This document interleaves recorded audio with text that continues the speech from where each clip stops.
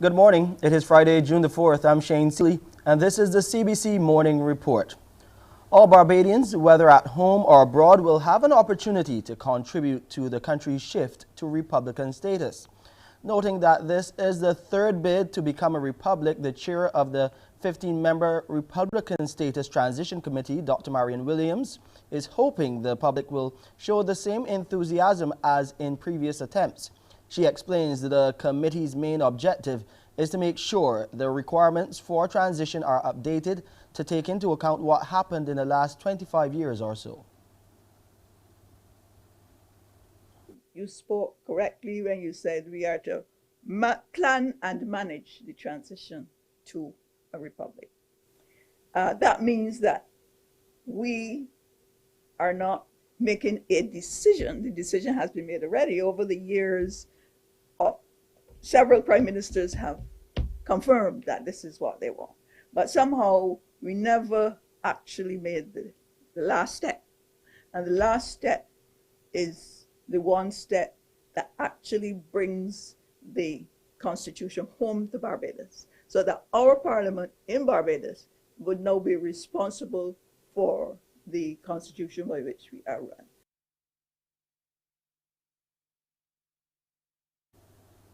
Dr. Williams says in addition to the general public and the diaspora, there's particular interest in getting feedback from young people who would not have been involved in consultations with the two previous advisory committees. You spoke correctly when you said we are to plan and manage the transition to a republic. That means that we are not making a decision. The decision has been made already. Over the years, several prime ministers have confirmed that this is what they want. But somehow we never actually made the last step. And the last step is the one step that actually brings the Constitution home to Barbados, so that our Parliament in Barbados would now be responsible for the Constitution by which we are run.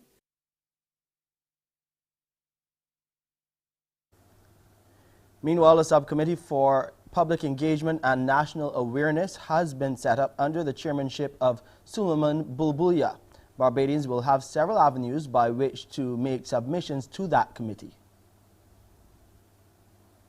What we are planning to do is to have public engagements via what you call town hall meetings. So that first one is carded to come up very soon, and we will release the information on that very shortly. Plus, we are looking at going onto the social media platforms, because we recognize that's where a lot of people are, especially the younger generation.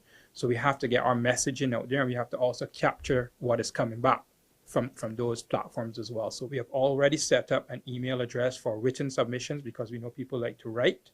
And so we've set that up. That has already been announced, that email address. And in that email address, you can also send a video submission or a verbal submission, a voice note or whatever, up to 10 minutes if possible. We want to go back very quickly to what Dr. Williams would have said about getting feedback from young people on making this move to a Republican status. We are trying to see this as an opportunity for young people to articulate what they wish Barbados to be in the long term, years from now, what they wish Barbados to be. And this is an opportunity to use the Constitution with certain revisions, particularly the areas on rights and responsibilities and aspirations and so on, to articulate that in the Constitution so that they can ally themselves with it. They can believe in it, accept it, and work towards its execution. Up next, we have our COVID-19 updates.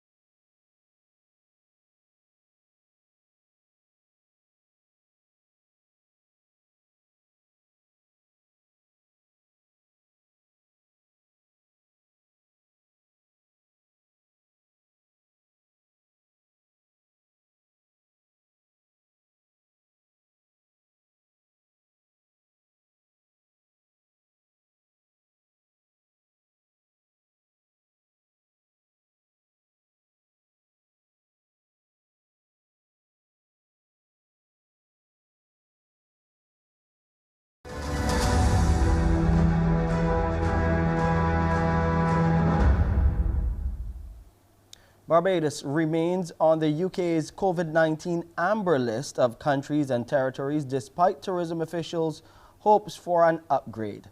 According to the protocols, people in the UK are advised not to travel to countries on this list. In the updated list, which comes into effect next Tuesday, no new countries were added to the green list, but 7, including Trinidad and Tobago, moved from amber to red. Local tourism officials are yet to comment on this development. Looking at the local COVID-19 numbers now, 3 new positive cases, 1 male and 2 females, have been identified at the Best Dos Santos Public Health Laboratory from among the 496 tests conducted on Wednesday. There are currently 33 people in isolation, and Barbados has now 4,026 confirmed cases of COVID-19, 1,948 females and 2,078 males, and 47 people have died from the viral illness. The Public Health Lab has recorded 171,750 tests since February 2020. A total of 80,392 people have been vaccinated under the National Vaccination Program. Of that number, 60,890 people have received both doses of the vaccine. Classes at the People's Cathedral have reverted to the online format after a student there tested positive for COVID-19.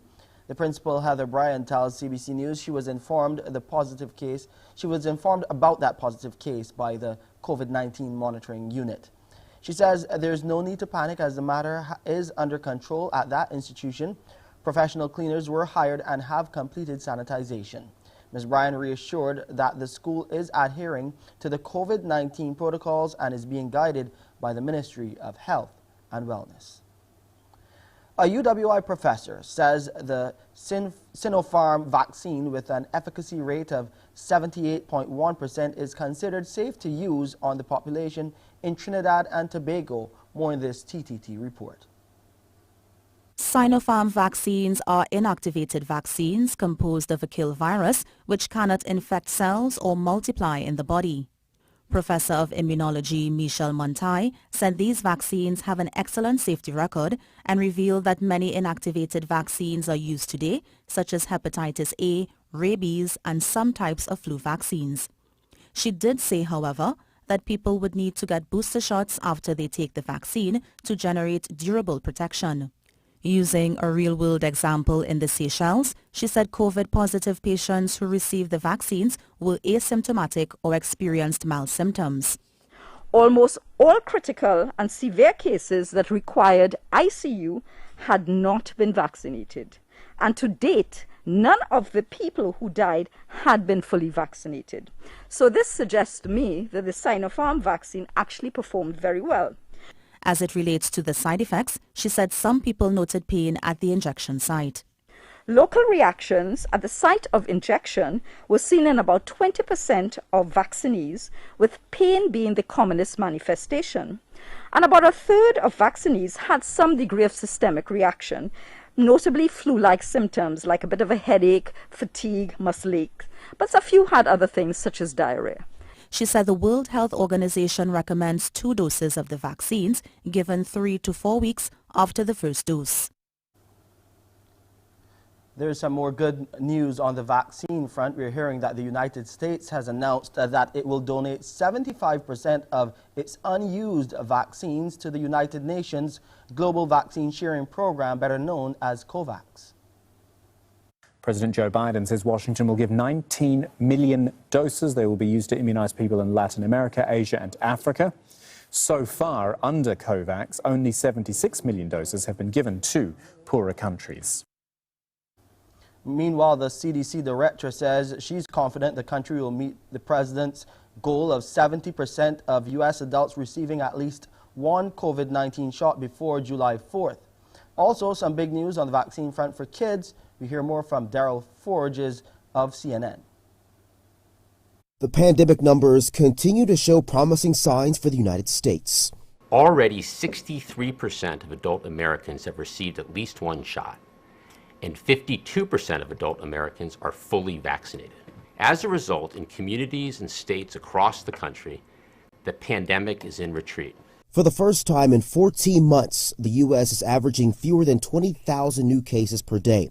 Hospitalizations and deaths are at their lowest points in months. The White House coronavirus response coordinator says he's optimistic the nation will meet President Biden's goal of 70% of adults receiving at least one COVID-19 vaccine shot by July 4th. But so far, the U.S. is only averaging 1.1 million vaccinations per day.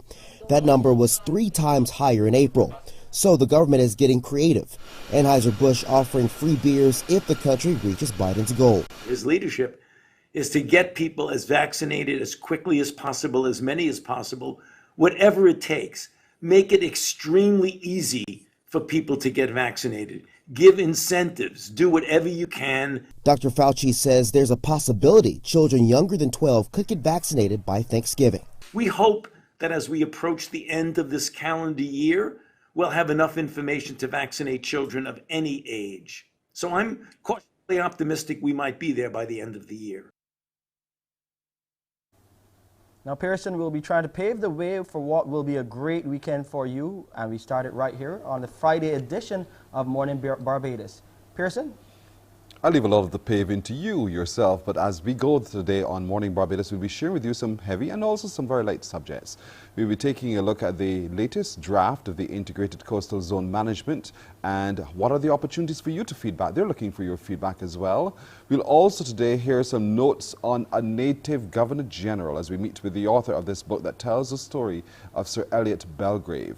And as a manager and anyone who manages oneself, you'd want to know what's in that toolkit that would assist you in becoming a better person and a better manager. Our author of that book will also join us to tell us a whole lot more. That and much, much more when you join me right here on Morning Barbados. Back to you, Sheen. And we'll take a break here. We got more news coming your way right after.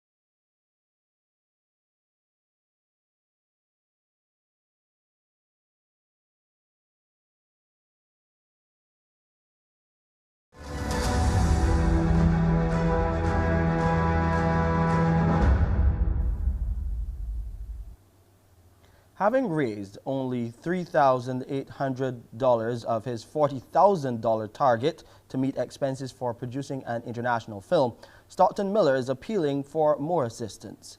The local self-taught filmmaker recently got an offer from American producer Michael McClown to create a horror to be included in the Darker Paths anthology film series. Miller notes it will be the first for Barbados, and as such, it should be of the highest quality.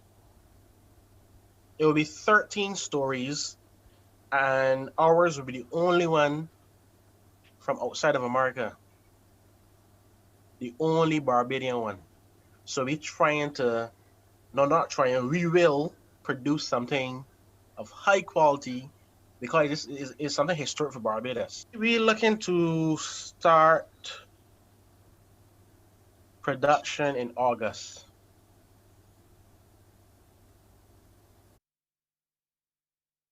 Acting coach for Into the Darkness and the project, and he gives a breakdown on how the funds will be used. One of the things that we need funding for example, is to have so we can afford a space where we can have a good sized room, so we can have the actors come and do proper intensive workshops or whatever. So all of this is what we need the funding for. We need to pay the actors, to pay the crew, to pay for all these kind of things to make sure that, it's of a certain quality. The Clean and Green project is now in St. Lucie, and the community of Friendly Hall is the latest to benefit from the Ministry of the Environment and National Beautification's Clean and Green project. During a launch, Minister Adrian Ford says the intention is to beautify and redefine the way of life in St. Lucie. We're in a beautiful country, of course, and we have beautiful ladies. We have to make this beautiful female constituency pretty. We are going to put some makeup on it, some cosmetics. We are going to redefine the basic way of life in St. Lucie. St. Lucie must be equally recognized as any other part of Barbados in terms of cleaning and greening. And the rest of Barbados must have an appreciation for this whole beautiful theme. And the Member of Parliament for the parish, Peter Phillips, says a number of areas across the parish have been touched by the initiative. He invited residents and the wider public to witness the beauty St. Lucie has to offer. As you come into Allendale, we're having some work, some more beautification being done there. We've already done some beautification. The National Conservation Commission done some beautification at the St. Lucie Parish Church roundabout. If you look at all those flowers, everything that is planted there and so on, we did that in December 2019. We embarked on that project as well. So we're greening all over. We're greening all over St. Lucie, and we want you to come to see the beauty of St. Lucie. Focus is being placed on the youth, communities, and highlighting the link between heritage and the creative sector this Heritage Month. Due to the COVID-19 pandemic, though, programs for the month will be hosted digitally. Permanent Secretary in the Division of Culture, Jehu Wilcher, is optimistic the online format will reach a wider audience. The calendar is packed with exciting activities ranging from lectures, webinars, exciting competitions, screening of previous programs, entrepreneurs, and promotions. And I really wish to thank the persons who have been involved in this effort, particularly the focal point, Dr. Sharon Johnson, who has been a virtual institution in this division in terms of heritage, as well as the chairperson of the Barbados World Heritage Committee, Alessandra Cummins, the deputy chairperson of the World Heritage Committee, Alessandra Cummins, and the chairperson of the World Heritage Committee, Mr. Steve Devenish. Now, for the month of June, activities will be centered around the theme, Building a Heritage Economy for Sustainable Development. This month, Barbados also commemorates the 10th anniversary of the inscription of the historic Bridgetown and its garrison as a World Heritage Site. Mr. Wilcher says the theme supports the United Nations Declaration for 2021 to be the International Year for Creative Economies for Sustainable Development.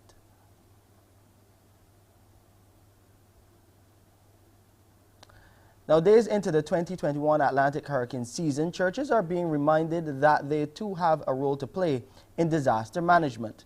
Facilitator Anglican Alliance Caribbean, Clifton Ned, sees the church as a unique response entity.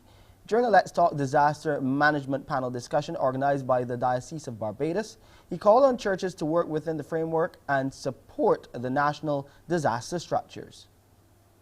We should work to fill gaps in needs and service provision. We shouldn't try to be present just so that we are visible and we are present. We should try to be present because there are specific needs and there are gaps in service provision that we are best placed to fill. We should play to our strengths. But I mean, this one is obvious. Aim to provide services that the church is already well placed to provide. The gaps in service provision in national disaster structures are often in these particular areas. And the acting Deputy Director of the Department of Emergency Management, Danielle Skeet, advised Barbadians to know the risks in their communities and update or create family disaster plans. Yes, as an island, generally speaking, we're prone to all of those things. Storms, hurricanes, droughts, etc. But if you live in certain areas of St. Andrew, you may be more prone to land slippage than me, who lives in St. Michael. So you would want to know that that is a hazard and have a real plan for what you're going to do if this house starts to slip. Where will it go? What is plan B? What can I do to mitigate? What can I do to make this structure more secure? If you live in an area called Breezy Hill, it is likely that one of your hazards is going to be high wind. So what can I do to mitigate against that? Even as the public debate rages on about the common entrance examination and whether it should be held or scrapped this year, a private institution is rolling out an online mock exam to ensure students are prepared for the test and any eventualities. The Extra Edge, run by husband and wife team of Sherian and Ramiro Lashley, is hosting its first virtual test this Saturday. Mrs. Lashley says they've been organizing mock exams for the past 20 years, but the switch to the online testing platform this time around stems from the current COVID-19 situation. We're hoping to at least have roughly 100 students by Saturday, so numbers are crawling gently. We started marketing last week, so we're hoping to have at least 100 students do the exam on Saturday. It'll be on Saturday, June the 5th. We're going to do the traditional 9 a.m. start, and we will follow the normal exam agenda. So you normally start with, essay, then English, then you have a break, then you do math. So we're going to do it that way. The exam will start with a link.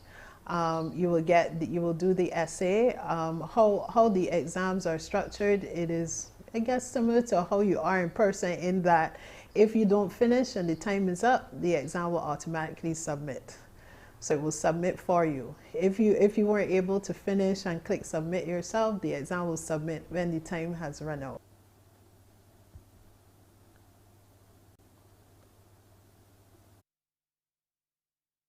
Will be returning results quickly to allow students and parents to work on those weak areas. You will get back your results in under a week. We set a week as a goalpost, but the truth is you will get them back a lot quicker. A lot of the corrections are actually automated, so correcting the paper will be a very quick process, and we aim to get the results back as soon as possible so that you can actually spend the time doing your revision. As a result of heavy rainfall and flooding, some 6,900 Guyanese have been affected to date, and this is according to statistics coming from the Civil Defense Commission. More in this HGP-TV report. Rising flood waters has affected over 1,500 persons in Region 2, about 600 in Region 3, 2,800 in Region 6, and 1,000 in Regions 9 and 10. In total, some 6,900 Guyanese have faced the harsh effects of the torrential rains, above normal high tides, and the flood waters. Providing an update on Wednesday was Director General of the Civil Defense Commission, CDC, Lieutenant Colonel Kester Craig. According to Lieutenant Craig, in many regions, poor drainage caused by damage, lack of maintenance, and insufficient infrastructures worsened the flooding situation in Guyana. The assessment revealed that areas remain inundated even when the tide is at its lowest and lands could not drain efficiently, since many were within basins which were already waterlogged. Following assessments by the CDC and other agencies, the countrywide farming community was hard hit and reported loss of crops and livestock. The National Drainage Irrigation Authority, the MMADA, and local government bodies were able to deploy equipment to conduct remedial work, such as the clearing of drains and outfalls. Providing a regional breakdown, Craig said that in Region 1, all 3 sub-districts were affected. In Region 2, there was flooding along the coast, Supernau Creek, and Pomeroon River. Craig said that the Regional Democratic Council in that area was thankfully able to effect some drainage works. Turning to Region 3, 4 communities remain flooded. A pump was also deployed.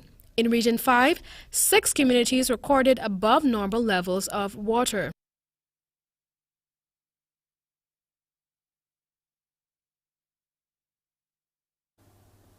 Internationally, security forces in Sudan have closed off all major roads leading to the government's military headquarters in the capital. More in this report.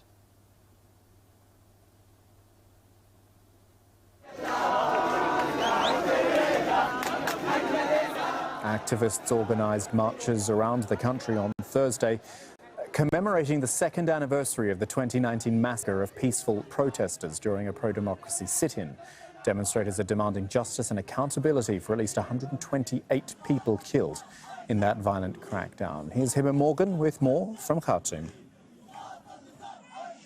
This is not the first time that protesters are taking to the streets demanding that justice be served as well as accountability by the transitional government since that day on June 3rd, 2 years ago, when at dawn, security forces opened fire at a pro-democracy sit-in in front of the army headquarters, killing more than 100 protesters and injuring over 700 others, while dozens went missing. But protesters are saying that the government response has been very slow. Now, the government did respond just hours before today's protest, saying that they do understand the frustration of the protesters and that the investigations are ongoing and they do not want to interfere in the judicial process that is going on in terms of investigation. They also describe the relationship between them and the military component of this transitional government as very complex, and therefore it needs to be worked on. Let's remember that following the attack on the June 3rd sit-in, following the June 3rd attack on the sit-in 2 years ago, the two sides of the government, now government, which is the military and the civilian component, went into negotiations and formed a power-sharing government, which is currently running the country. And this one for the cricket lovers, that match between England and New Zealand, the first test at Lord's, has been delayed by rain on the third day. But after a strong start by the New Zealanders, England too batted their way through the second day and are 111 for 2 with Rory Burns on 59 not out of 134 balls and Joe Root 42 not out, both of them at the crease.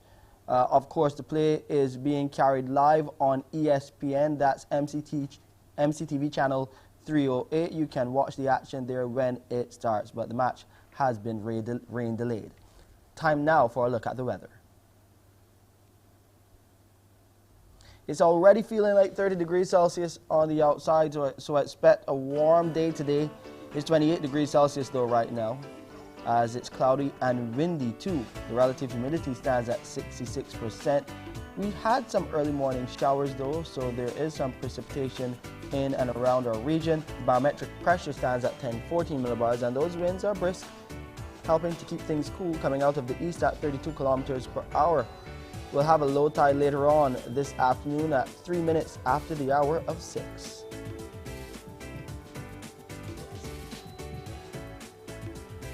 Sea swells are between 1.5 and 2 meters right now. You can expect them to increase. Those seas are calm to moderate in open water. Today it will be sunny with cloudy periods and occasional brief scattered light showers. And tonight it will be mostly cloudy to overcast with the occasional brief light scattered shower. Now over the Lesser Antilles, it will be partly cloudy to occasionally cloudy with scattered light to moderate showers. And generally cloudy conditions will prevail later on tonight over the Lesser Antilles with scattered light to moderate showers. And the story of double digits continue as they're moving into summer internationally. London and Frankfurt up to 23 today. Boston and New York not as hot as yesterday, but sunny conditions prevail there. And Montreal, you're up to 32 degrees Celsius today. The minimum temperature expected there, 18. And that's it for this edition of the Morning Report. I'm Shane Seeley. Morning Barbados starts now. Wake up, wake up, wake up, wake up. Barbados, get up. Good morning. Good morning, Barbados. Good morning. Good morning to you. Good morning. Morning, morning, morning. Good morning to you. Good morning. Morning, Barbados. Good morning. Good morning to you. Good morning. Morning, Barbados.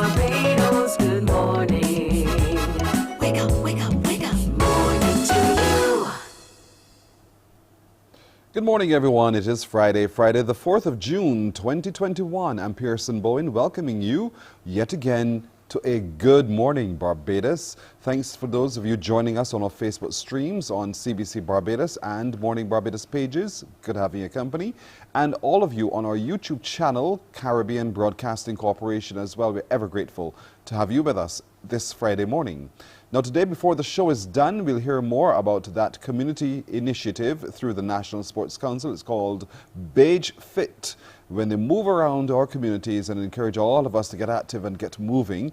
Roberta Dowell will join us to tell us a little bit more about how that will be unfolding this year.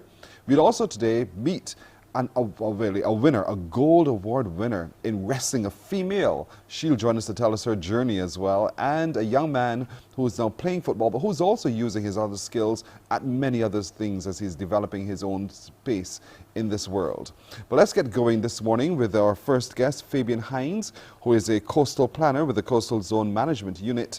Fabian, good morning to you. Good morning, Pearson. Good morning, Barbados.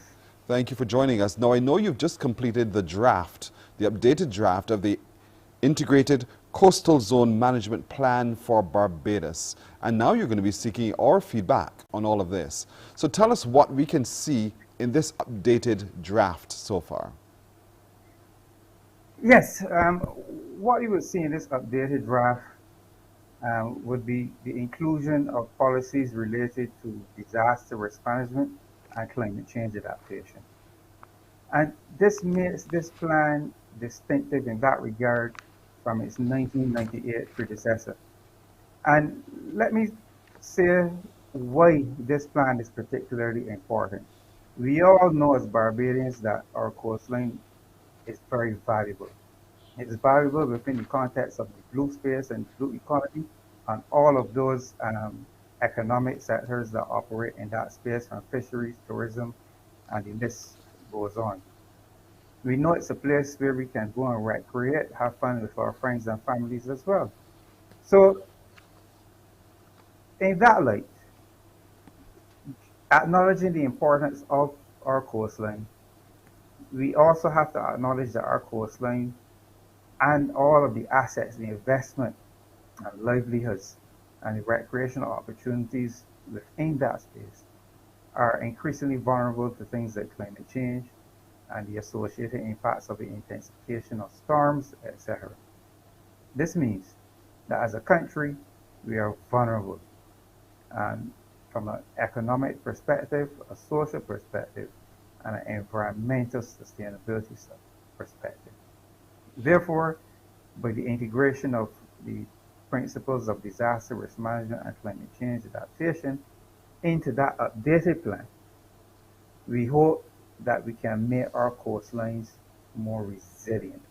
And I say the word resilient in the context that we can absorb the impact of coastal hazards such as storms or passing hurricanes. Hopefully, we can recover at the earliest possible date or even suffer no impact.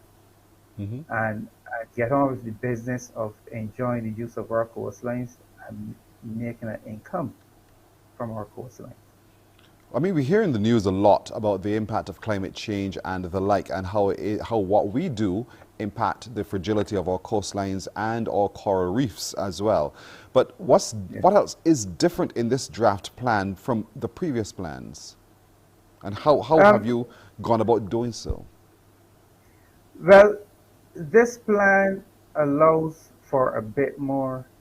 It is based on a bit more science. We would have gone through an exercise where we would have done geotechnical survey investigations, particularly on the cliff coastlines of Barbados. We've looked at land slippage. We have looked at sediment transport along our coastline, so the shoreline classification, whether our coastlines are eroding, dynamically stable, accreting, engineered coastlines, etc. We have all that information, and it is dovetailed with what we call the National Coastal Risk Information Planning Platform, which embodies risk information in terms of potential economic losses and stuff like that from hazards, be it hurricanes, landslides, flooding, seismic activity, etc. Which makes a marriage then with other important national policy documents such as the Physical Development Plan or National Park Plan, and in terms of our relationship for our strategic partners such as the Department of Emergency Management. So this new plan is based on more in-depth science, the research that went into the new tools that have been created. And it allows us from a planning perspective in terms of advising the chief town planner and in terms of, for example, the thought developments is a bit more flexible in terms of relying on the use of geotechnical survey investigations as a planning tool, which could assist us now in informing and recommending setbacks for developments on cliff, and ensuring to some reasonable extent that if our cliff tops are developed with physical infrastructure, buildings, resorts, hotels, homes, etc., that the opportunity or the risk of cliff failure is minimized, or that we have a very clear understanding of risk of NSAV, not only the Coastal Zone Management Unit and the other planning agencies, but those property owners as well. They should be reasonably assured that by going through the appropriate planning process, doing the appropriate or the recommended studies, that the expected outcome that they're committing large sums of money to will be safeguarded. Is there any guarantee that it can be future-proof, though? Because, you know, with everything, life as it unfolds also presents to us its uncertainties. So what guarantees does this updated draft plan ensure that our coastlines are really protected for a period of time? Well, this thing is based on a precautionary approach, and the precautionary approach implies that you look into the foreseeable future. You assume that there's always risk, and that risk comes from varying hazards, okay? Mm-hmm. And if you plan for the worst, right? People have a tendency to only want to plan for good weather. But if you plan for the worst and you take your umbrella, okay, you can reasonably be assured that when the rains come, like that storm surge, mm-hmm. and you adhere to our recommended setbacks from the high water mark, for example, or from the toe of cliff undercut, that if you adhere to that, that if that hazard, cliff failure, storm surge, etc., happens in the future, that you would have taken the necessary measures from the get-go to mitigate against your losses or potential losses. So in that respect, I can say that it makes every attempt to future-proof planning. It may not be in terms of, there's never a 100% certainty, but we can try our best and make the best possible informed decisions based on the present most updated knowledge and technology that we have. Now, it's all well and good to have the science, but to my mind, the personal experience and the know-how by those who live near the coast and those who experience many of these traumas from time to time when it's impacted in that kind of way, whether it be by climate change or natural disaster, to hear from them. So what opportunities, given this updated draft plan, would be available now for people to lend their stories and their own personal expertise? Okay, we have a series of consultations planned with the public. The first of which will kick off on the 7th of June. This coming Monday?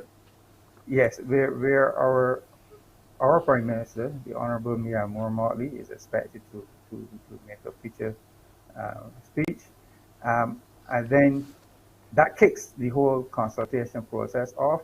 And then on June 8th, which happens to be World Oceans Day, we kick off with the first of 8 public consultation events, and each of the 8 public consultations will focus on each of the sub-areas, the 8 sub-areas within our coastal zone management area.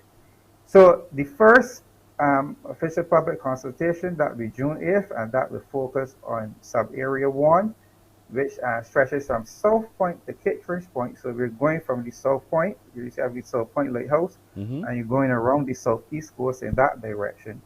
The sub-area 2, that will be addressed on June 10th. That's from Kittredge Point to Concept Point. Sub-area 3, that is from Concept Point going around to the area known as the Choice. That's on June 14th. June 17th, we have sub-area 4. That's from the Choice all the way to North Point. So we're coming around now. I'm following you. North, right?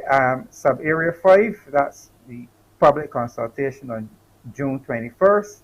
That's from North Point coming around to Maycott's Bay. Sub-area 6, that's public consultation is on June 24th. That's from Maycott's Bay down the west coast to Bats Rock. Sub-area 7, that's Bats Rock to Needham's Point. And the last sub-area 7, that's on June 28th. Sub-area 8, that final meeting will be on July 1st.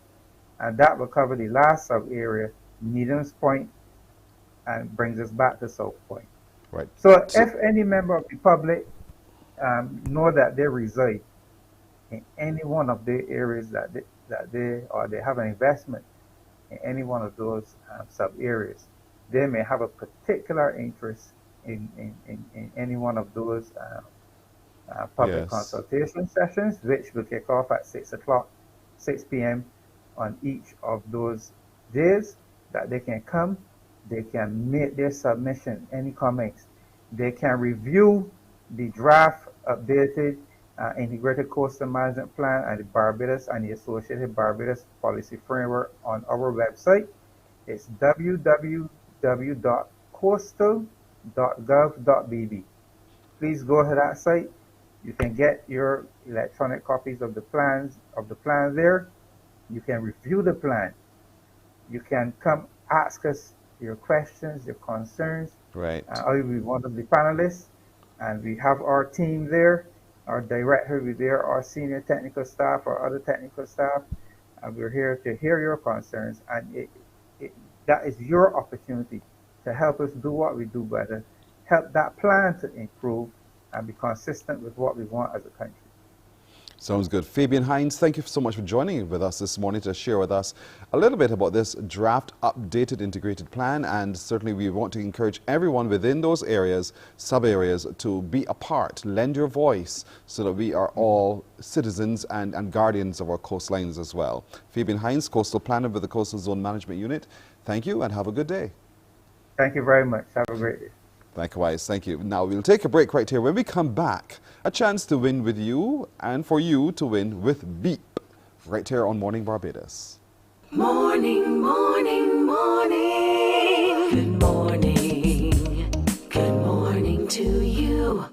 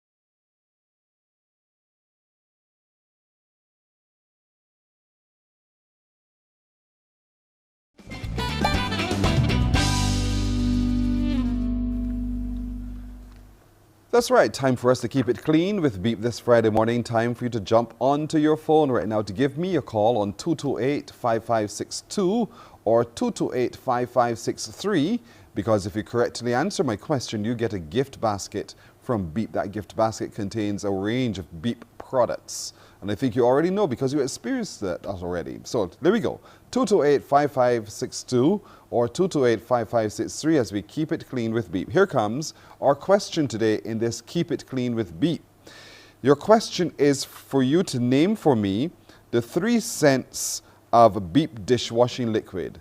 Name 3 scents of Beep dishwashing liquid. You know it's full of soapy suds. So what are those 3 scents? What do you experience when you use your Beep dishwashing liquid? Have you bought them yet? Have you tried them all? Give me the 3 scents of the Beep dishwashing liquid and you become a winner of that gift basket from Beep. 228-5562 or 228-5563. When you're ready, you let me know. So keep it clean with Beep. 3 scents of the Beep dishwashing liquid. What are those 3 scents? It is going to be easy, I believe. 228-5562 or 63. Good morning. Hello. Good morning.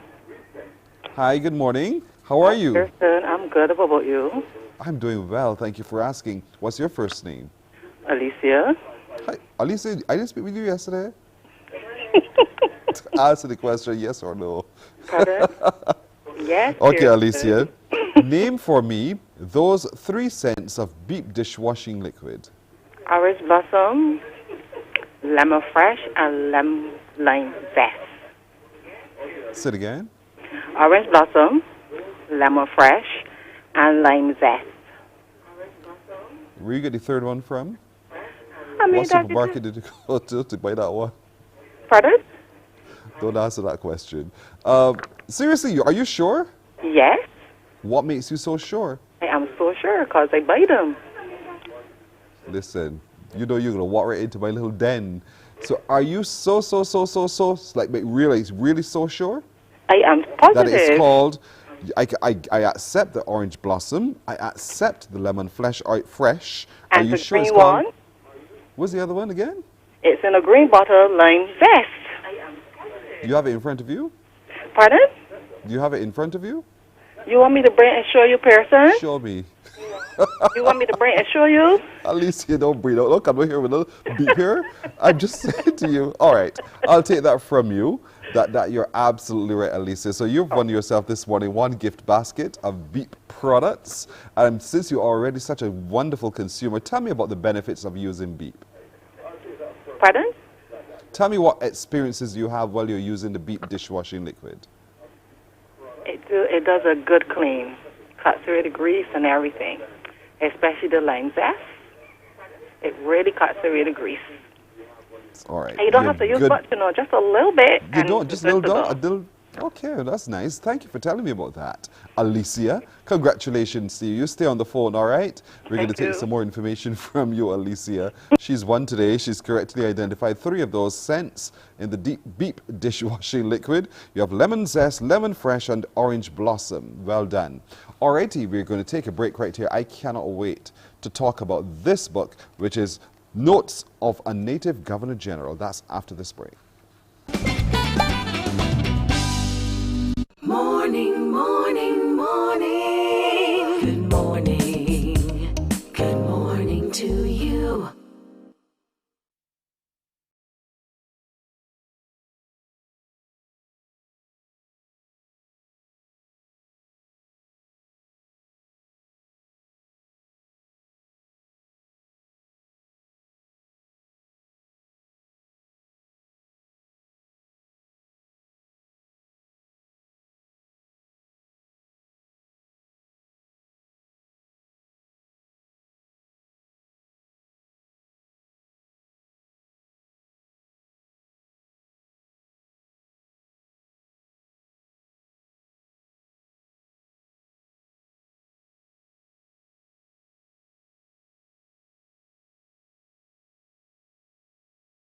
Morning, morning. Good morning.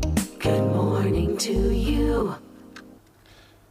We have 9 minutes now to go to 7 o'clock. This book is called Notes of a Native Governor General, the Memoirs of Sir Elliot Fitzroy Belgrave, with Alwyn Adams and Sir Elliot. This is the book right here. Started reading, ain't putting it down in a hurry at all, because it's just so good. Mr. Adams, good morning to you. Good morning, Pearson. Mr. Boyne, I'm very pleased to be with you this morning. I'm so grateful that you're with me indeed. I want to thank you profusely for giving me this opportunity. You're very welcome. Now, this book is really the story of Sir Elliot Belgrave, Barbados Governor General. Tell me a little bit about what started you on this journey of documenting with him his memories. Well, it was really a request from him. And I think I ought to say that when you get a request from a person of that caliber, it expects the answer yes, and therefore I could not say no. It originated, though, after a tribute paid to Sir Branford Tate in the Senate, which Sir Elliot obviously heard. And soon after, he called and asked if I would help to work with him to, as it were, document his life story. And obviously, I saw it as my patriotic duty to do so. I must say, however, that after many hours, days, even years of chatting with him, videotaping him, having conversations and lunch with him, it came to me, I get to know him so well that by the time I came to put pen to paper, I would say it was like a labor of love. Oh, that's fantastic. You say the story begins with the matured self-awareness of a child perceptive and understanding the hostile forces faced by his family in seeking to free himself from the persistent poverty of village entrapment and the oppressive role of the white, Creole, hemogenic, racist landowners. Now, this is quite a story of a young man born in the village of Boscobel of St. Peter, and in abject poverty at a time when there were so many other forces that were all converging to almost depress him.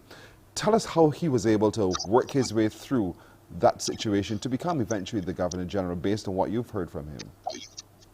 Yes, I would say that the first section of the book, first few chapters, really spoke about his life in relation to his parents. I would say the three pillars: the parents, mother and father, the church, the Anglican church, the school, and there was even a fourth, which I would say was the village shop. But certainly his parents provided him with that nurturing and moral support. And this was augmented, of course, by the Anglican Church. I must say a little bit about that because the Anglican Church had a reputation of being in line with the plantocracy. But in fact, it has redeemed itself in the sense that having built churches all across Barbados, the first bishop, Bishop Coleridge, as you would know from the Coleridge and Parry fame, he gave an edict that wherever an Anglican church was built, there ought to be 2 schools to go along with it. And it was that Boscobel Boys' School, with the headmaster, Mr. Riley, that really set Sir Elliot off. And to go along with that was the Reverend Mr. Oswald Jones, who was rector of St. Philip the Less Church. And Sir Elliot showed great promise, and Reverend Jones in particular literally bludgeoned his father to try to send him to the Coleridge School. Yes. The father resisted because he did not have the wherewithal. Schools in those days, you had to pay. And of course, you had to get books and uniform and so on. But Reverend Jones never gave up. And he aligned himself with the headmaster, Mr. Jones, and together they wore Sir Eliot's father down, and in the end, he was allowed to sit the exam for the school and gained entry into the school. He worked very hard, and as a result, he gained the Cambridge certificate, and that gave him a start in life. And that was from the domestic side. In the village itself, his father was able to, and mother, to make ends meet because of the facility of the village shop, the corner shop. Yes. They were able to what we call what was called in those days to trust goods and pay when they were able to do so. And as a result, that economic hurdle was able to be gotten over, and Sir Eliot was able to make his way to the school and get that solid foundation from which he was able to, in a way, not so much catapult himself, but work himself right up through the civil service here in Barbados, then migrated to England, to London, first as a male nurse, and then he broke away from that. He separated himself, went off into inner London, where he set himself up to work and study law. Yes. So that he would be able to return to Barbados to help build this country. I love the narrative, the way the book is written, really, because you feel his life, you walk the steps with him. And I was chuckling all morning long as I sat here before the show started to read his memories of his Courage in Paris experience, you know, and laughing because a lot of what he experienced then, I would have experienced when I walked those hallowed halls as well. So for a lot of us, picking this book up, you're not just reading about the Governor General and where he went and so forth, but you're actually reading about a man whose life is one that is a really great example for anyone else to follow, because he has shown what abject poverty can mean for a lot of people and how we can use that to be a real fillip towards making a big difference in your life as well. So this book, Notes of a Native Governor General, many pages long, but it is so interesting to read. Where can we get copies? So at all the bookstores, the University Bookstore, Cloister, Days Bookstore, of course the museum. And from here at the Adams Residence as well. I do some marketing as well. But it shows how, by dint of hard work, persons from humble origins would be able to lift themselves up and go from those humble origins to reach the skies, really. And it is an example set for young people in particular, because the book is written for all Barbadians, but I would say especially for the young Barbadians to see that they too can use this example as encouragement and inspiration in order to achieve, indeed, whatever they want to achieve. Absolutely.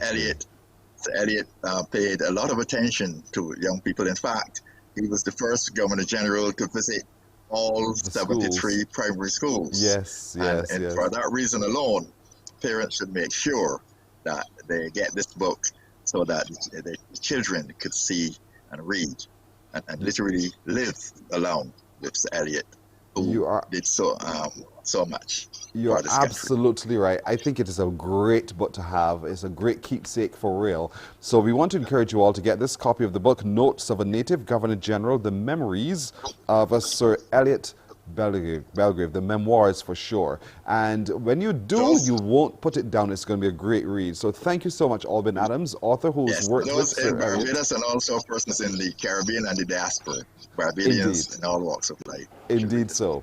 Thank you so much for joining us to at least tease us a little bit about the book. For real. Thank you so much. Thank you, Have sir. a good day. You're That's welcome. one encouraging part, man, to another. Amen on that one.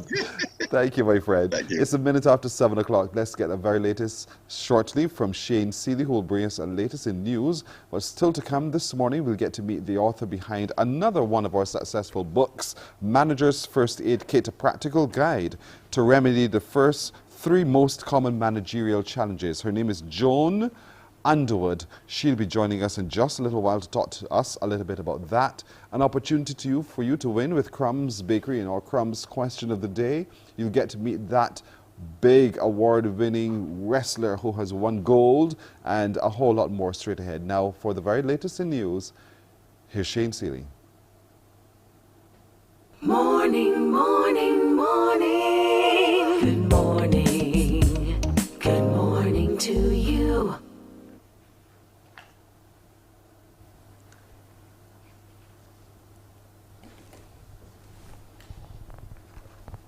Shadi? Here's your 7 a.m. headline news, as we're hearing this morning that 3 people are in custody after what ended up as a high-speed chase on the Welches-St. Thomas section of the ABC Highway. We're just getting these details from police. 2 men and 1 woman are assisting with those investigations. That police operation happened around 7:15 last night. Reports indicate that lawmen tried to stop a vehicle and the driver refused to pull over, and the chase ensued. The vehicle eventually was pulled over, and as one of the occupants emerged, police were forced to fire 1 shot. No one was injured. We'll bring you more details as they become available. Meanwhile, local tourism officials are expected to respond to the UK's decision not to remove Barbados from its COVID-19 amber list of countries and territories. Despite hopes for an upgrade in the updated list, which comes into effect next Tuesday, no new countries were added to the green list, but 7, including Trinidad and Tobago, moved from amber to red. According to the protocols, people in the UK are advised not to travel to countries on the amber list. 3 new positive cases of COVID-19, 1 male and 2 females, have been identified, as the Best Dos Santos Public Health Laboratory carried out 496 tests on Wednesday. There are currently 33 people in isolation, and Barbados now has 4,026 confirmed cases of COVID-19, 1,948 females and 2,078 males, and 47 people have died from the viral illness. The Public Health Lab has recorded 171,750 tests since February last year, and a total of 80,392 people have been vaccinated under the National Vaccination Program. Of that number, 60,890 people have received both doses of the vaccine. The CARICOM Commission on the Economy is working to ensure there is progress on issues that will move the bloc forward. What we're hearing from the chairman, Professor Avnish Prasad, is that at times decisions are made and not implemented as they are stuck to at the CARICOM level. He notes this is due to the lack of unanimity amongst member states. Professor Prasad says they're working to get around this problem. We've come up with an idea which we call enhanced cooperation. And what this means is that if a minimum of 5 countries agree to progress in a particular way, so let's say to have a fast ferry, let's say to have mutual recognition of qualifications, let's say to have a single data roaming charge for telecommunications. If 5 countries, at least, hopefully more, if 5 countries agree to move ahead, and the other 10 are not going to be made worse off, then the 5 can move ahead. So we have subsidiarity giving us focus, enhanced cooperation allowing us to be unstuck and moving ahead. And the final thing we found was that a lot of the causes of arguments are, and this isn't just at the CARICOM level, of course, is money. Professor Prasad, there was a part of a panel discussion for the June edition of the Caribbean Economic Forum, putting people at the center of development in the Caribbean. Meanwhile, Barbados is being represented at a high-level meeting organized by the Organization for Economic Cooperation and Development. The event is titled A Call to Action, Enabling Civil Society in the Context of COVID-19. The minister in the Ministry of Economic Affairs, Marcia Cattle, during her presentation, shared to the panel strides made by Barbados in developing and supporting the third sector. And finally, we hear that Barbadians here at home and in the diaspora will be able to have their say on the country's shift to Republican status.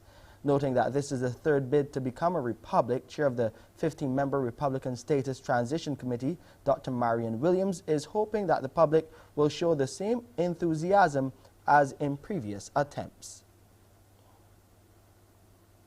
You spoke correctly when you said we are to plan and manage the transition to a republic. That means that we are not making a decision. The decision has been made already. Over the years, several prime ministers have confirmed that this is what they want. But somehow we never actually made the last step. And the last step is the one step that actually brings the Constitution home to Barbados, so that our Parliament in Barbados would now be responsible for the Constitution by which we are run. And that's our 7 a.m. headline news. I'm Shane Seeley. Back over to you, Pearson. We're 7.5 minutes after 7 o'clock, a break, and when we come back, our crumbs question of the day. Morning, morning, morning. Good morning. Good morning to you.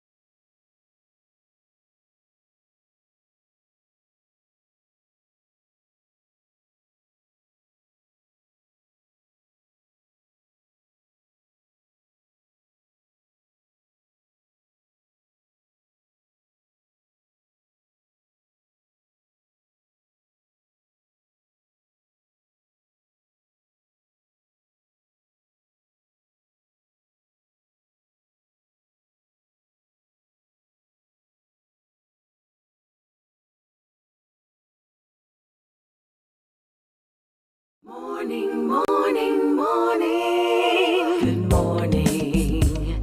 Good morning to you. All right, 9 after the hour, now time for you to win with crumbs. And our crumbs question of today, this crumbs question, of course, requires you to call me on 228-5562 or 228-5563 because you're going to become a winner this morning with crumbs. And our crumbs question of the day, are you ready? Call me now, 228-5562 or 63. Your crumbs question today is, what was the nationality of the person who named Barbados? Let us sink in for just a moment. What was the nationality of that person who gave this island its name, Barbados? What was that person's nationality? 228-5562 or 228-5563. Your history is being called on now, your knowledge of your history. 228-5562 or 228-5563. You'll win with crumbs. Remember, crumbs is delicious, right down to the very, absolutely tasty, down to the very last crumb. 228-5562 or 228-5563. What was the nationality of that person who gave Barbados its name, the name Barbados? What were they? Good morning. Hello. Good morning. Hi. First name, please. My name is Cheryl.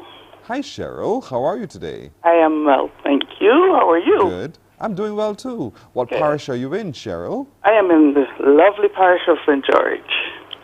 All right. I'll forgive you for saying that there. You know, St. Lucy's even lovelier, but that's all right. So, Cheryl, do you have an answer for me? I think so. Let me hear what you think. I think he was British. Was it Christopher Columbus? Was he British? Don't ask questions, Cheryl. Tell me what you think. I think he was British. It's British for you? Yes. Not for me. Not for me, Cheryl. Thanks, here. You're welcome. Thank you. Nope. So 228-5562 or 228-5563. What was the nationality of the person who gave Barbados its name? Yeah, the name Barbados. What a beautiful name, isn't it? Does it ring in your heart? 228-5562 or 63. Good morning. Hello. Good morning. Hi. First name, please. Rhonda. Hi, Rhonda? Yes, please. What parish are you in, Rhonda? St. Joseph. Okay. Up so. So, Rhonda, what's your answer? Portuguese. Don't ask questions. I What's believe your it's answer? the Portuguese. You believe so? Yes, I believe so. Why do you believe so? Because I remember hearing it while I was at school. So you're going to believe everything you hear? I believed my teachers at the point in time. Rhonda, girl, good answer. Very good answer. So who was your history teacher? Miss Griffith. Oh, so you believe everything Miss Griffith taught to you She at was a school. wonderful person. Wonderful person. Still That's is. good to hear. What school was this? The Guyana's Memorial. Well done, Rhonda. You're absolutely right. Portuguese is absolutely right. Rhonda, stay on the phone. You've won today something really delicious from Crumbs. Have you ever tried the Crumbs products, Rhonda? Yes, I have. They're delicious. You used the tagline on me. That's all you're doing. Which ones have you bought from Crumbs? I like the meat rolls, actually. You're that kind of girl. You They're like the meat quite rolls. All right, Rhonda. You stay on the phone. All right, Rhonda, well done. Congratulations to you. We'll take some other information from you because you've won today, and someone from Crumbs will call you, Rhonda, to share with you how you can collect your winnings from Crumbs Bakery. Remember, folks, Crumbs is delicious right down to the very last crumb. Try them this weekend. You'll be satisfied. All right, we're going to take a break right here. When we come back, some of those tools within the manager's first aid kit we'll share with you. Morning, morning, morning. Good morning. Good morning to you.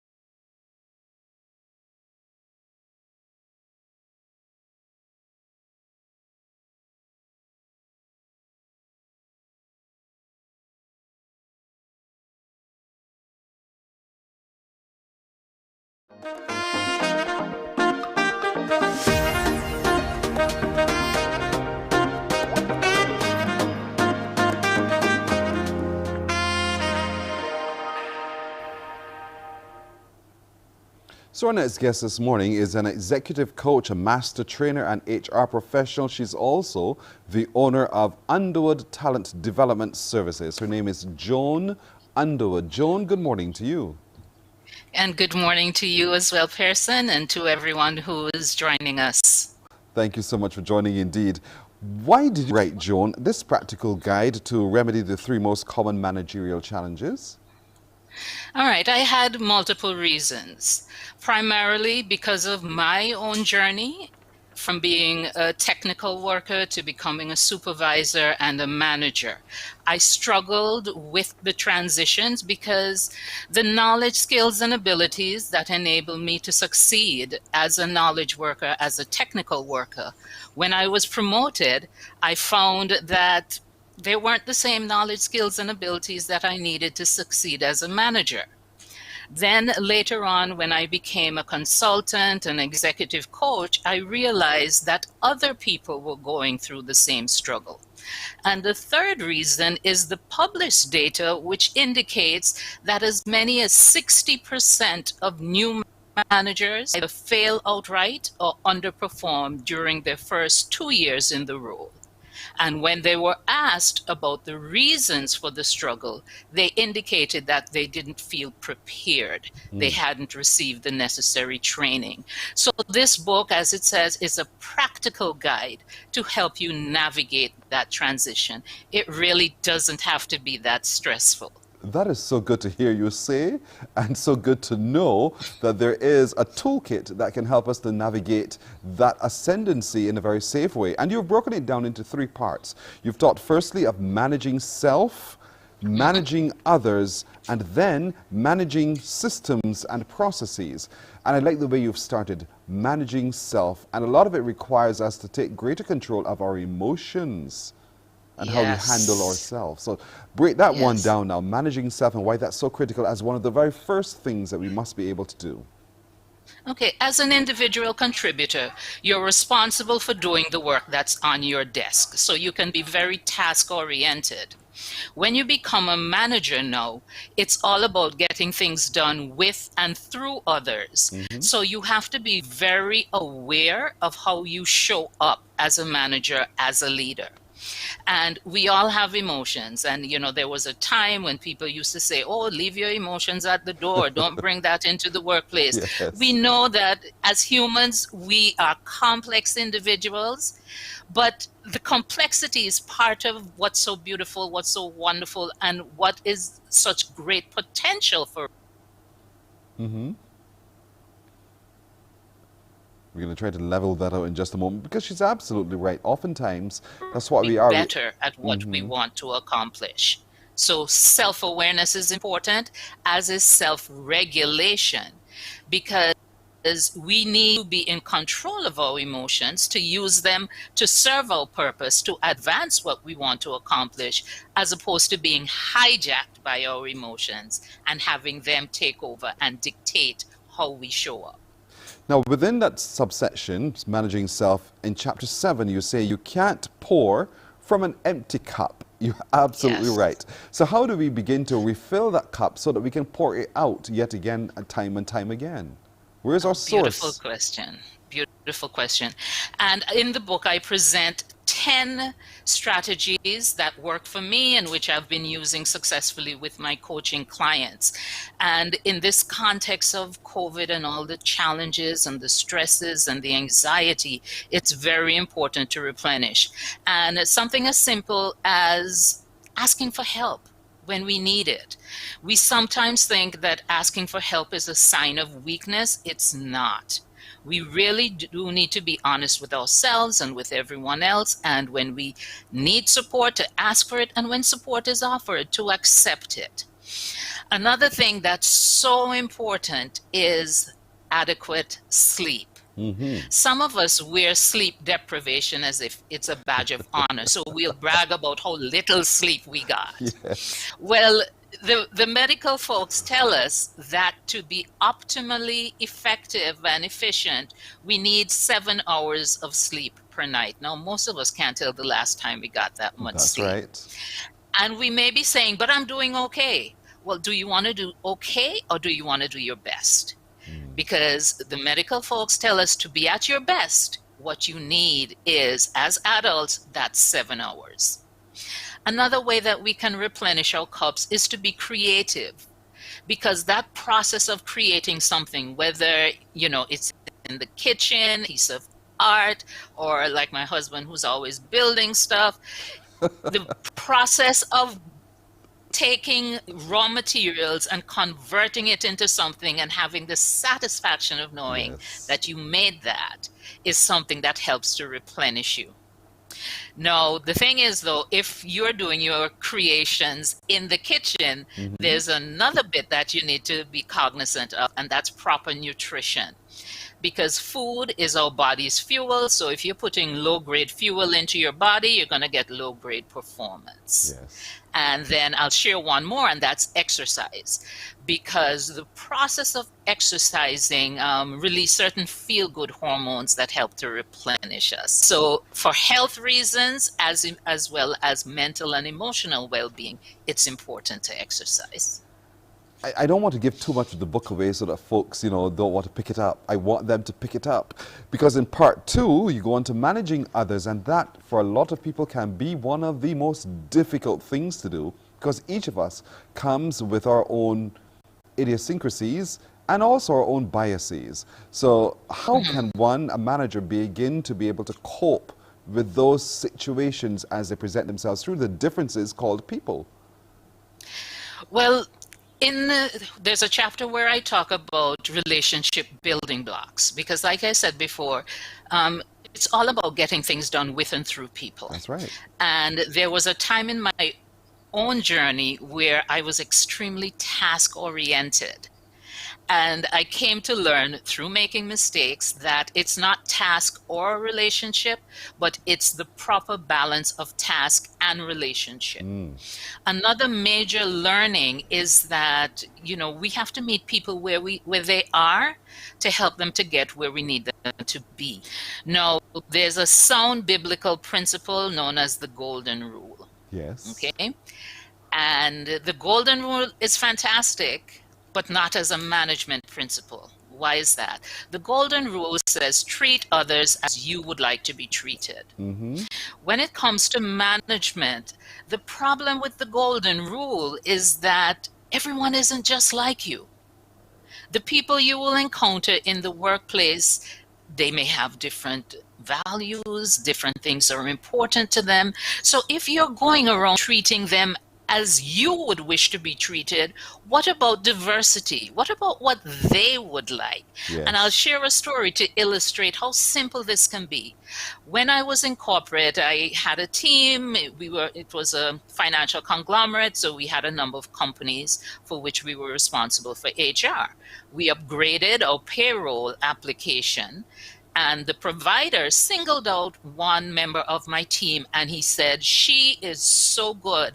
I mean, she caught on to the use of the application immediately. He said, I've never encountered someone who had such an aptitude for this. So I was delighted that he had singled out a member of my team. So in the next staff meeting, I mentioned it. So the entire department is meeting, and I said, Blanca, Mr. So-and-so said that you're really good with the new application. He's never had anyone catch on that quickly. Yes. And so I thought I was doing something good because I had been taught you praise in public and you critique in private. That's right. Later on, unfortunately, just at the point of an interesting story, I'm trying to figure out where did it go after. No, that's what you call a cliffhanger. So let's see. Joan, are you back with me? So you're at the cliffhanger. Yes. So what was the last thing you heard, Pearson? You've done the praising in public. So yes. Go ahead. All right. So she came and she said to me that I had embarrassed her. Oh. And I said, why? She said, because, everyone was looking at me and it was uncomfortable for me. And so I said, okay, well, what would you have preferred that I do? And going forward, if I want to praise you, how should I do it? And she says, write me a personal note. And she says, and don't type it, handwrite it. Wow. Now, I would never have made that request. All right. So you see, that's the difference between the golden rule, doing unto others as you would have done unto you, and the platinum rule, which says, do unto others as they would have done unto them. So that means, Pearson, I'll tell you, sometime later, and like months later, I went to her cubicle for some reason, and she had stuck up on her corkboard all the little notes that I had given her, complimenting her on something that she had done. So, platinum rule. It felt personal to her. But that also requires that, Exactly. because, Joe, we are out of time. But what I'm hearing you to say, though, it is to get to know each individual for each individual's sake, so that you don't assume that you blanket everyone in the same way as you continue to manage others. And that's going to be a process that takes time, but it's going to be a process that's absolutely critical to do. But the book ends in its third part, looking at managing systems and processes, and that one I want people to pick up the book to read about for themselves, for real. But in this, you find managers and supervisors, everyone, actually individuals, because all of these are things that each of us, whether we are a manager or not, that we can benefit from. And so the book is called Manager's First Aid Kit, a practical guide to remedy the 3 most common managerial challenges. And in this case, you, folks, every one of you are the manager of your own life. It is making a really good effort to helping you become the best controller of oneself. Joan Underwood, it is a pleasure meeting you. It's a pleasure being able to read this book. And there's so many delightful insights. I thank you so much. It's available island-wide here in Barbados and online? Yes, it's available at Days. You can also get it at my website. You can look for me at joan.h.underwood, or you can get it from Amazon. And it's available in paperback, audiobook, and ebook. Thank you so much. Good luck with everything you do, Joan. Thank you. Thank you as well. Bye-bye. You're very welcome. Likewise. We're taking a break right here, and we're back with more on this edition of Morning Barbados.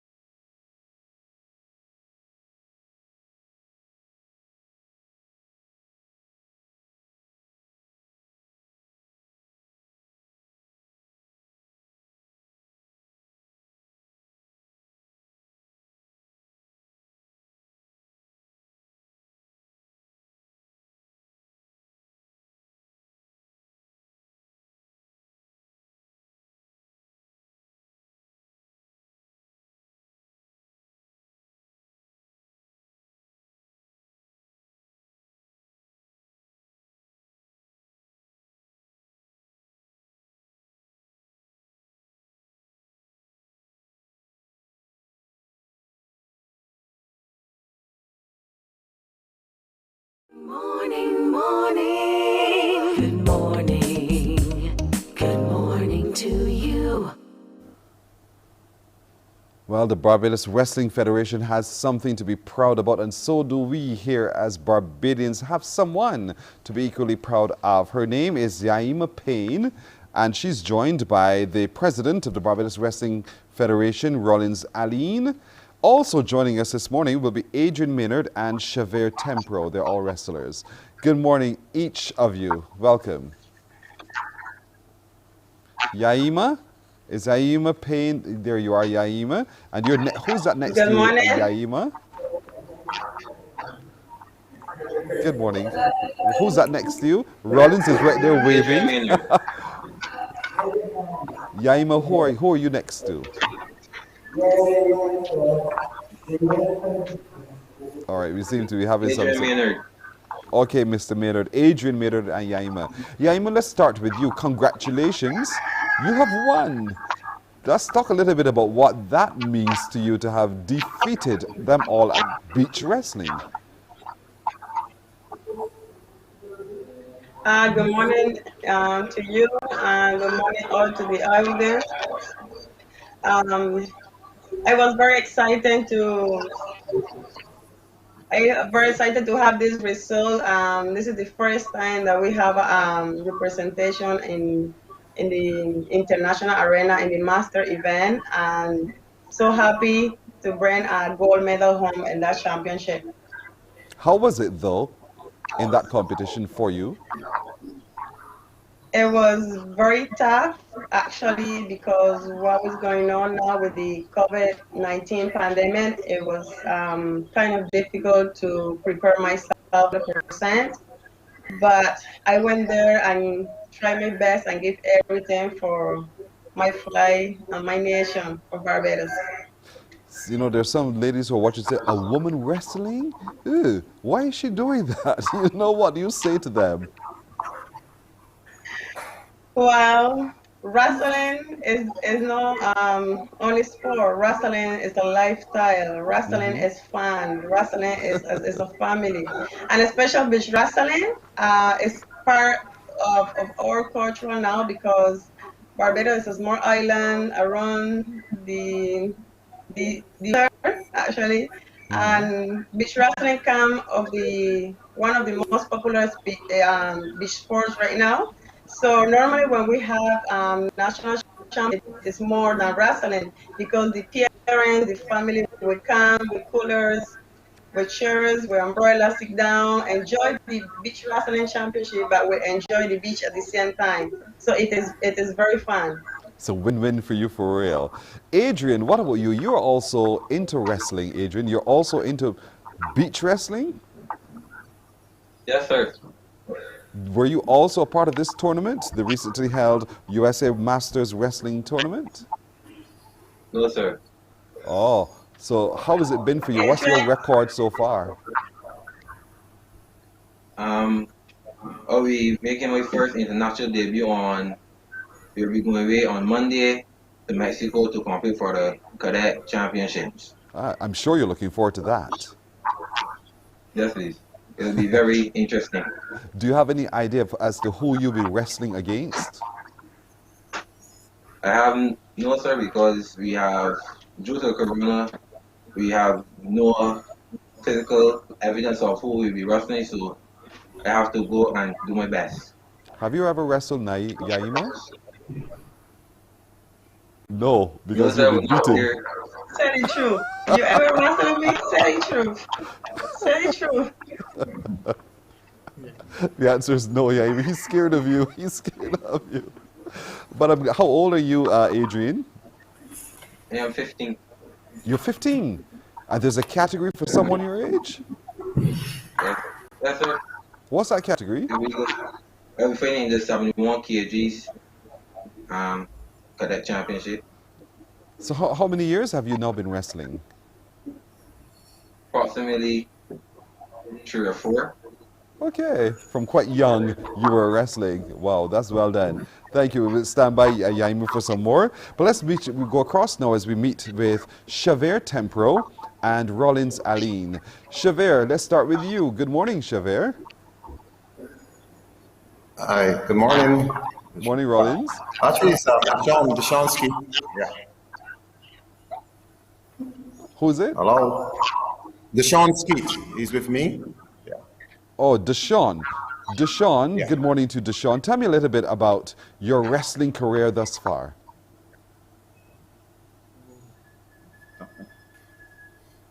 Well,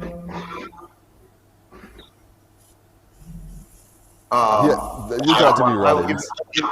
He's kind of nervous. Deshaun, he began wrestling at the age of 8 years old, and he's one of the first of our youth that actually competed in 2017 in Guatemala in the cadet championships. So he's traveling to Mexico next weekend to compete in the juniors, trying to get a qualifier for the first Junior Pan Am Games, which will be held in Cali. Right now he's 20 years old, and wrestling a junior is between the ages of 18 to 20, as opposed to some other sports, you know? Yes. Yeah. So you must be very proud, though, Rollins, of the success of Yaima for real, because I know you've been pushing for this for quite some time. Let's talk a little bit more about that and what it means to the association, the federation. Yes, you know, we want to be considered to be the these are the term Barbados small sports, but you know, wrestling is actually one of the first sports in the Olympics. It goes way back. Also with Yaima Payne, she's very passionate. You know, she's Cuban born, and that's part of the culture. And actually, where she comes from is called Camagüey, and that's the hub of wrestling in Cuba. She was very enthusiastic. She told me she wanted to go represent Barbados in the U.S. Open. So I said, well, go for it, you know. And now it's you know, the women are taking over sports. I believe in all areas: administration, athletics, officials. So, and the world of sports our sports now is like more of equity. It doesn't matter. There's nothing in terms of gender, whatever.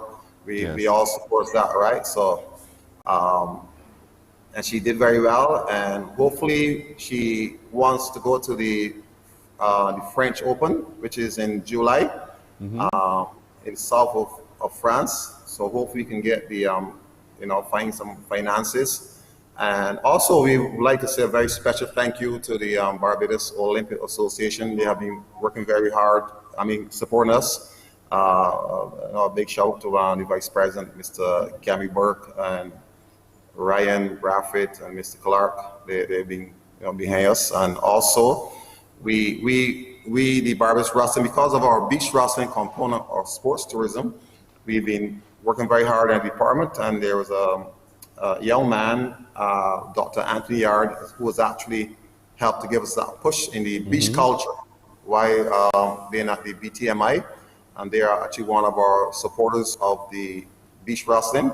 Right. Hopefully, we don't know, maybe in November we are supposed to host the Pan American Beach Wrestling Championships, but in this environment, it may or may not happen, or it will happen in 2022. Right. Question, how many people are traveling with you on this upcoming wrestling tournament in Cali? Well, the event is actually in Mexico City.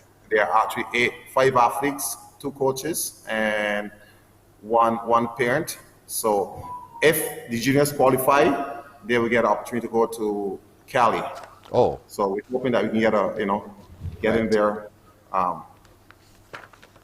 That's right. So the future looks bright for beach wrestling and for wrestling in general in Barbados.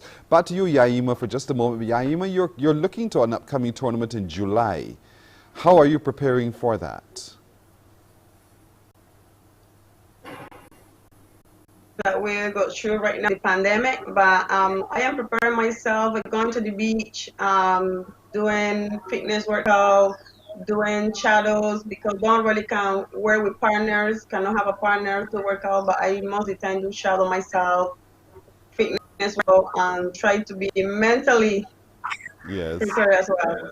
Well, we are immensely proud of you. You're quite a trailblazer. Yaima Payne, who has won gold at the USA Wrestling Masters Open Beach Wrestling event in Jacksonville, Florida recently.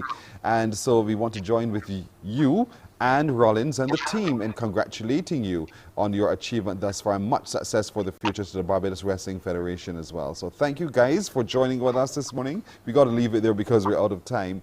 But, we're always ready to receive all the success stories as they begin to unfold. Thank you. You're welcome. Thank you. Welcome. All right. Morning Barbados continues after this. Morning, morning, morning. Good morning. Good morning to you.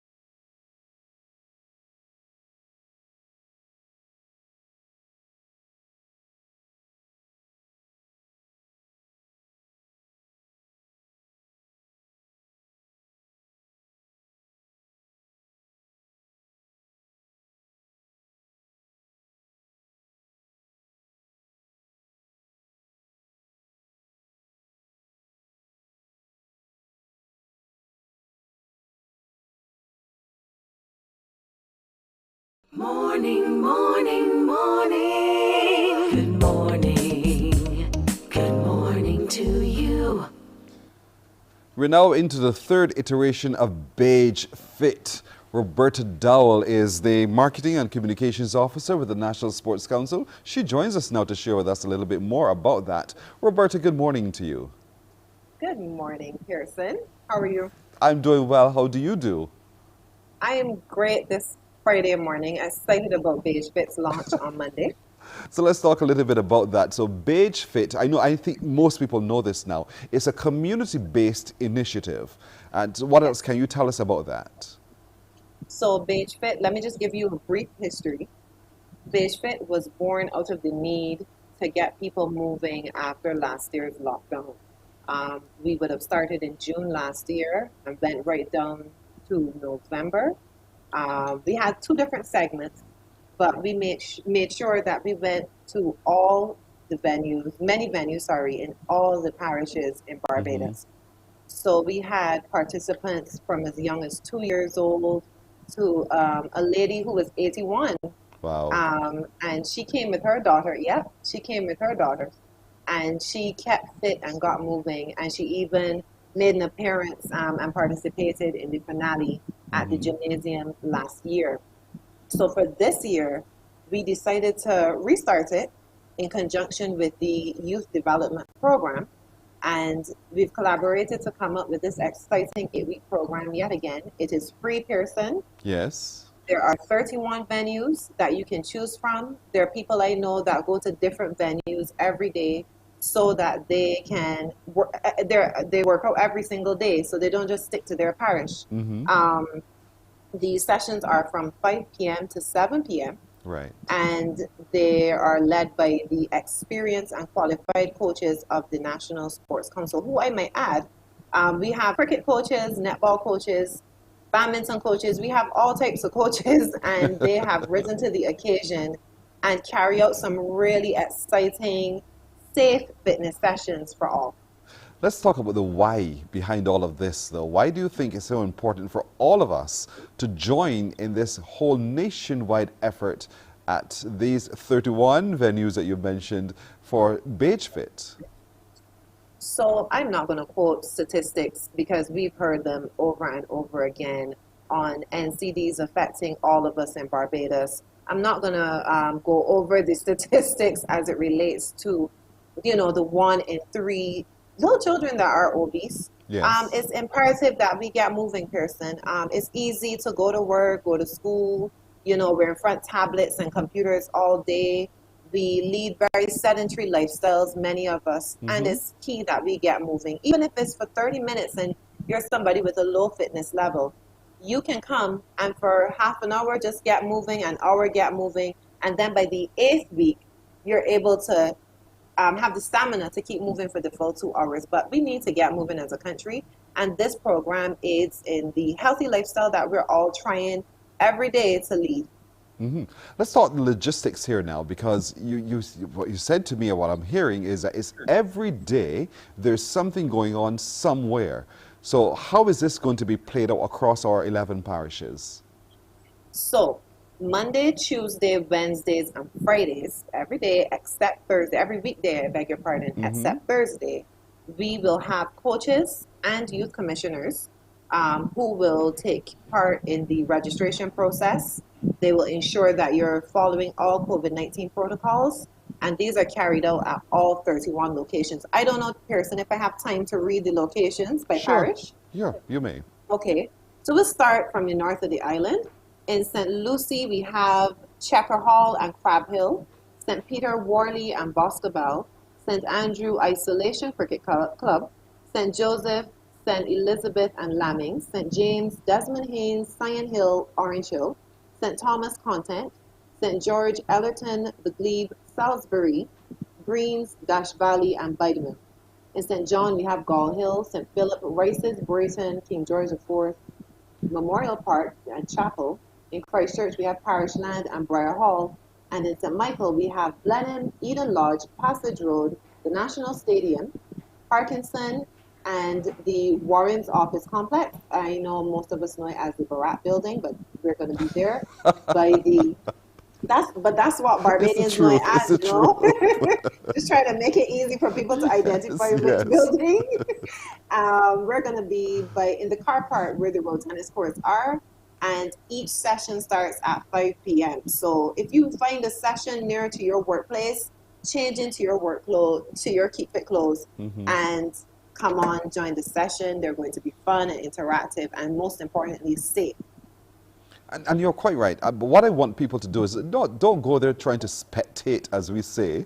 You know, go there to participate, to help yourself become fitter and healthier as you go as well. And what I like is that you'll be doing the registration so that as I check in, they can check on me too. Because I'm sure in this registration, I might be able to identify, you know, that I have this particular niggling problem. So therefore, these kinds of exercises might not necessarily be the ones that I'm best at. Is that the way it's going to play out? Well, that is part of the way it's going to play out. So the registration forms, I might add, are available at www.nsc.gov.bb. That's our website. Just click on it, and you can download the form and send it back to us if you don't want to walk with it, to nsc.bdos@barbadospeltout.gov.bb. And registration forms are also available at each session. So you have a conversation with the instructor, fill it out on the form. just make sure that you do it in a safe way, and not only safe as it relates to COVID, but safe as in if you have a knee problem, make sure you don't exert too much pressure on those joints. If you have a back problem, don't go doing jump squats if you know you can't It's so handle true. it. But what I think is important, so I love the family initiative to this as well. You know, you're encouraging every member from whatever age to whatever age to be a part of this event in the parish nearest to you or at the location nearest to where you work. Anyone, anywhere can participate. There is never too little space because there is sufficient for all to participate. Correct. And we know that parents, you know, come home, children, sorry, I beg your pardon, come home from work and from school, and parents are looking for something to do with their children. You know, everybody put on your clothes and come to the playing field nearest to you. And you can also keep an eye on your children and participate in a meaningful and worthwhile activity. Are there only aerobic workouts, or you know, I could get my workout at cricket, I could get my workout at whatever else, you know? Is it simply aerobics? This is you, as in you're playing cricket. Me. Oh. Why do you seem so surprised, Roberta? I am not surprised, Pearson. I didn't know you played cricket. In all seriousness, Now you I did not know. Okay, good to know. So that means then that you have the stamina to last for 2 hours at one of our sessions of your choosing, and I hope to see you there. See that challenge? Don't challenge me. Where are you going? Where are you going? Let me challenge you. Where are you going? I am going to be all over, but I actually plan to participate in the sessions near to the ones in St. Michael and the ones in St. James. So in that area? Because I live in that parish, in that area, yeah.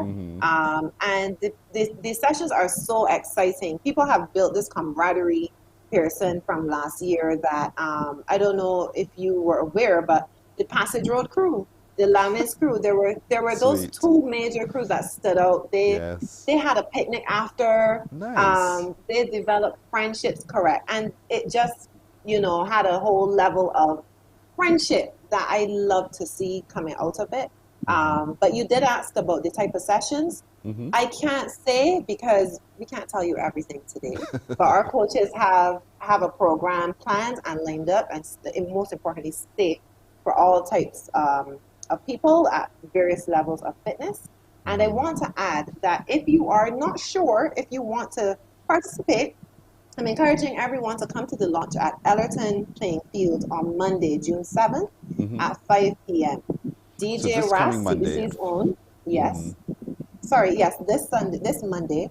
CBC's very own DJ Ras is going to be emceeing and playing the music, the backing music for the launch. We're going to have Donovan Lovell and Leo Garnes, our instructors. And if anybody knows Mr. Lovell, Coach Lovell, he is an energetic person. Yes. Both he and Mr. Garnes, right, are both energetic people. And I can't wait to see what that session is like. And that's for the first hour. And then we have the second hour, a guest instructor in Mr. Stephen Mason of Extreme Body Mechanics. And he's going to bring equipment. He's going to bring it. I've seen and participated in one of his sessions last year in a different program. Yes. And it was something else. It was intense, but it was so fun, you know. And if you couldn't keep up, you just jog on the spot, you march on the spot, you know. It was truly exciting, and I cannot wait. I don't know if you can feel my enthusiasm. I can feel it. I can feel it. I am so excited because I could see the benefits and just how truly it brings the community together in a positive and safe way, you know, that we all need that right now. So true, so true. So this Monday at 5 at Ellison Playing Field is the launch. And we'd like as many of you as possible to come, dress up, not dress up as in dress up, but wear your particular branded t-shirt that represents you. And that little posse, the Passage Road crew or the Lamins crew, bring your crew too. And let's be there for the launch at 5 on Monday afternoon. And then thereafter, we are going to every community to participate in all of this. Bige Fit. The encouragement is to all of us across our island to get fit yet again. So Roberta, I want to thank you from the National Sports Council, Marketing and Communications Officer, for reminding us. And as it goes, feel free to contact me so we can share some more details as well with folks. Sure. All right? Thank you so much, Pearson, for having me, and thank you, and see you guys on Monday. You're welcome. Thank you. Roberta Dowell from the National Sports Council. All right, 9 minutes to go to 8 o'clock. We're going to take a break here, but we're coming back with more. Morning, morning, morning. Good morning. Good morning to you.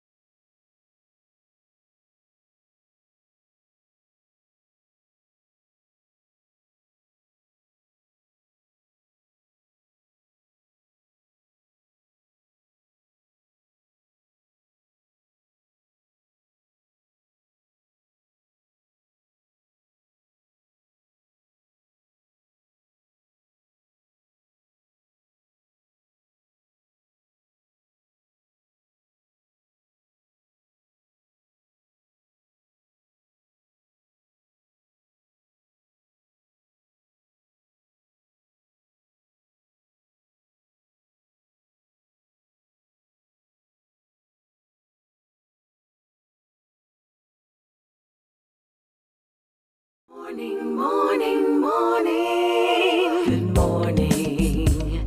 Good morning to you. 7 minutes now to go to 8 o'clock. This is going to go faster than a 90-minute football match. Rashawn Thomas is his name. Good morning to you, Rashawn, our next guest.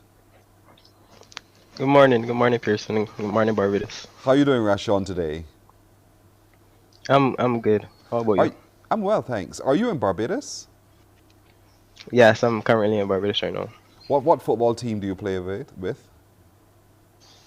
I don't really play with a football team right now. I'm just checking to Yeah, make but I sure. was formerly a part of.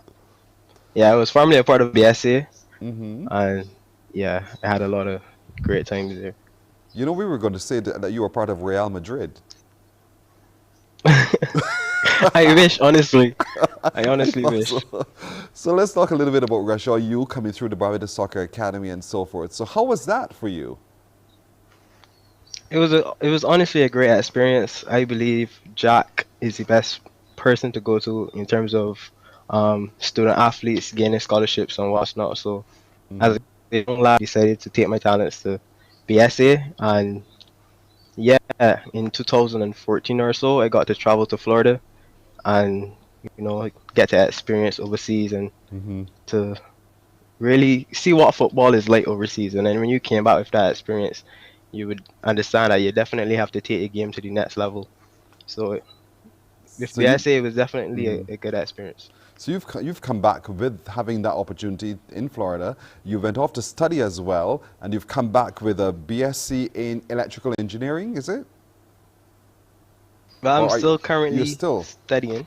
Okay, great. Yeah. And that's your goal, to have your bachelor's in electrical engineering. Yeah. So Electrical and computer engineering. How are you readying yourself for that goal? Though? How are you working? What are you doing? Well, obviously there's the usual study throughout the semester. Online school isn't really my favorite thing, but I make it work. But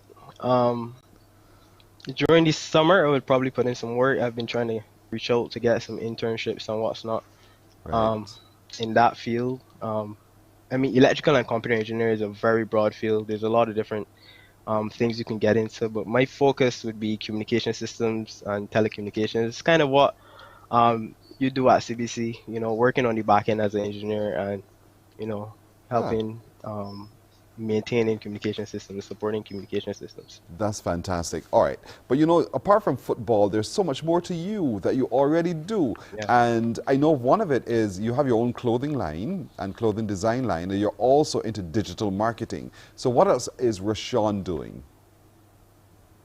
Well, yeah, there's so much I want to do because things didn't really work out with football. I wouldn't say I'm a failed. I didn't want to be a professional footballer in the first place, but I also wanted to stay around the game and offer my services in some way. So I started a company called Razor Studios, which provides photography, videography, and editing services. So that local talent I can help with scouting videos and just basically help market them and help them promote themselves. And I also started another page called Barbados Talent International, which is to freely promote local talent. You could just find us on Instagram at Barbados_talent_international. We're on TikTok, all social media. We are trying to dominate all social media and really just get our talent out there, because I really do believe Barbados has a lot of talent. And I use myself as that example. I had a lot of talent when it came to football. If you check out some of my videos, stuff that I was doing with football is crazy. But I think we lack, as Barbadian youth, in terms of the mental aspect of the game. I think when it comes to on-field, our awareness, having that mental sharpness to play at the highest level, we lack that a lot. Because for myself, I grew up playing street football, and in street football, you have no choice but to beat your man one-on-one, and that's what we grew up playing, and that's how I developed my skill and what's not. But then it's hard to translate that street football mentality to actual pitch. So what I really want to do also is get into coaching. So Okay. I definitely want to stay around the game of football. Even at Harrison College, my former school, I would love to get back there and coach, and hopefully just give back to the youth, because I feel I have over the years I've picked up on some gems that I really feel that I can help with the youth football in terms of football for sure. So glad you use the term give back. That's so important. And that's what you're doing too with your digital marketing, where you're actually able now to assist those budding, talented athletes to be able to be finding their space in the marketplace so somebody could find them. You see your phone ringing? So for anybody who wants to access your services, Rashawn, tell us a little bit about how we can access your services. Well, you can find us on Instagram, as I said, at Barbados_talent_international. You can find us also at Razor, RASER.studios on Instagram. But right now, I'm working on setting up a website and getting that stuff started out. You will also see us on TikTok. As I said, we're dominating all platforms. That's the goal. So you can just simply shoot us a message, on those platforms, and we would be glad to work with you. And the company will step to the plate. Rashawn Thomas, thank you so much for joining us this morning. I'm so excited that you're able to transition. Football is not the end of it all, but because there's so much more that you, the individual, can do. Best of luck with all of your future endeavors, all right?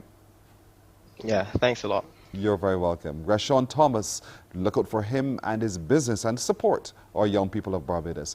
That's it for today. That's it for the week. We wish you a wonderful weekend. Look forward to seeing you on Monday. Take care. Bye-bye.